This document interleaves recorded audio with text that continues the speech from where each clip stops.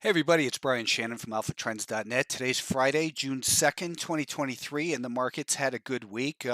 The only thing that was down here was oil, and the semiconductors lost a little bit of ground, but they're still up 44% year to date, and clearly the leader, and the rest of the market playing a little bit of catch up. In fact, the Russell 2000 went back to positive year to date and had a very good day today, up 3.5%.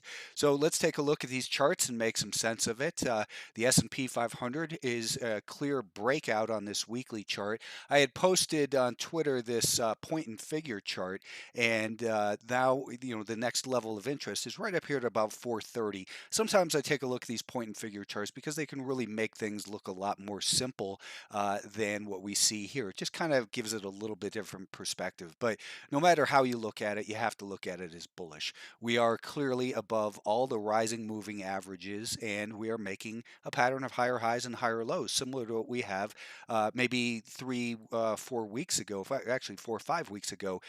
This is where the Nasdaq was, and just kind of really starting to break out, and that's kind of where I see the S&P 500 is. We're starting to get some momentum here on the upside. So it's difficult to look at this market as anything but bullish.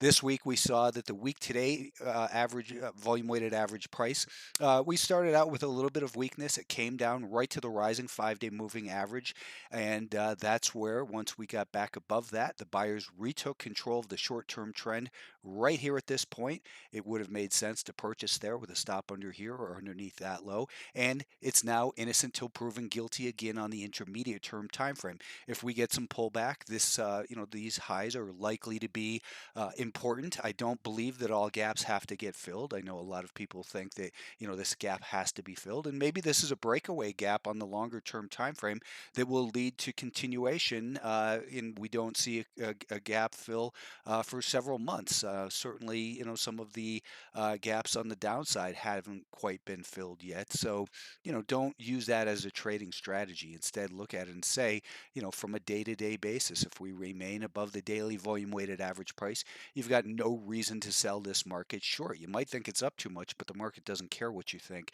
If it's above a rising volume weighted average price, then there's no point in initiating a trade against that trend of the very short term and against the trend of the intermediate term, which again is always best represented by the direction of the 5-day moving average. And that continues to tell us a bullish signal. The NASDAQ, same story. We got back, but we gapped up on Monday, pulled back a little bit, or actually, it was actually a holiday shortened week, so that was on Tuesday.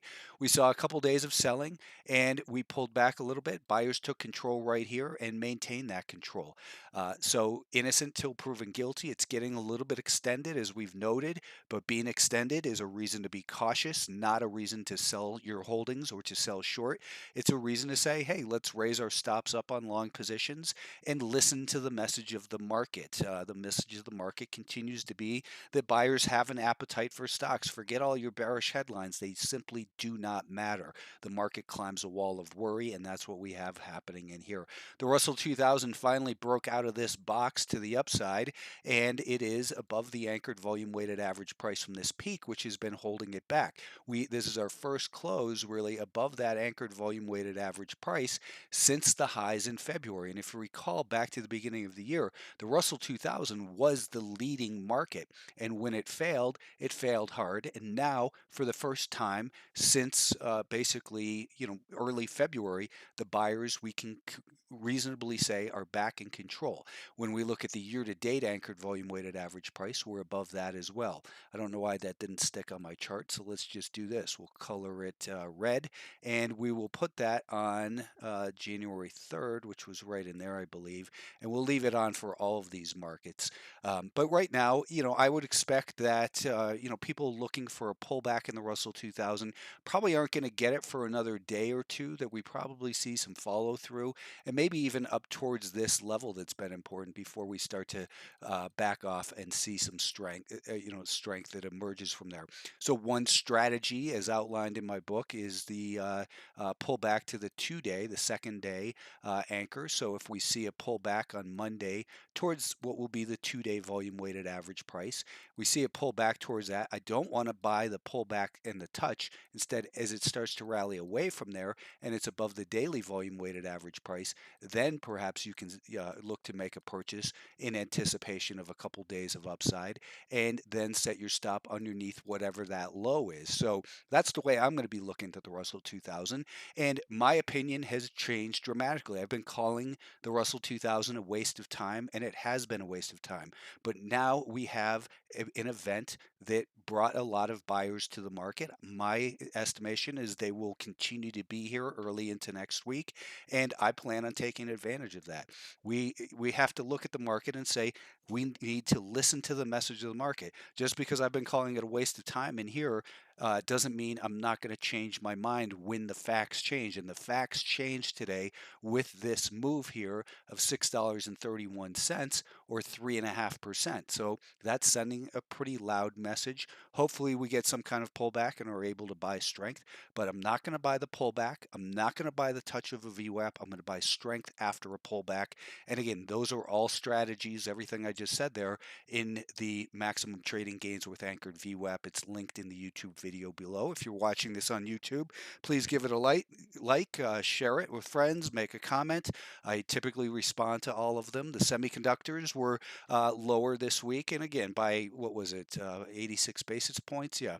So just a small pullback in the semiconductors, and they're due. They needed a rest anyways. I mean, look at that move we saw at the end of last week. So this week, though, we saw, where did the buyers emerge? Right at the anchor from this volume weighted average price.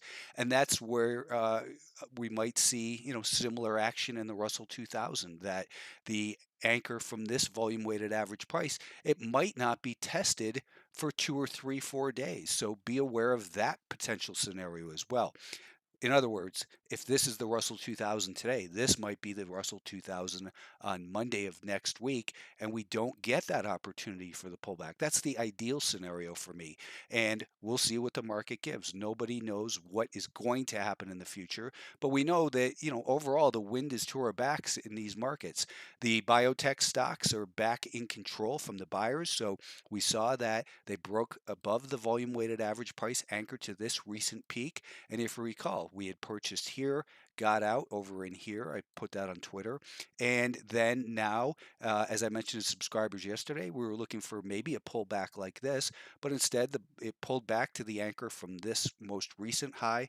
Buyers took control this morning. If you're long in here for a swing trade, I think your stop goes underneath today's low. If you're not long, well, the same type of situation. We look at the anchor off of today and say maybe on Monday we get a small pullback, and then we buy strength after that pullback and set our stop perhaps under here or under here. Whatever level is most reasonable for you is where you should set that stop based on your time frame. I talk always about a swing trade time frame. Financial stocks, big move today. I think a lot of shorts got hurt in this. I've been saying that I think that the market is more likely to come down and test this. But again, as the facts change, my opinion changes as well. We got back above the volume weighted average price from that low, and we're above the 20 and the 50-day moving average. They're both flattened out. In fact, the 20 is rising. So maybe we continue a run up towards this level. I still don't like the financials overall, and I'm not going to trade them, so I'm not really spending too much time thinking about them. And same is true for energy names. We still have a downtrend. I mean, we still have lower highs and lower lows. So this is a blip in a downtrend. Maybe it turns into something bigger, but for now, go where the easy money is, go where the trends are. That's the way you always have to look at it. I'd mentioned on Twitter, that is ARRY. This one looks like it's getting going. It's a solar name and great looking weekly chart. There's a lot of charts like this out there, and these are the stocks I talk about every single day for Alphatrends subscribers. If you haven't taken a trial, then go ahead and do so. Thanks for your time and have a good weekend.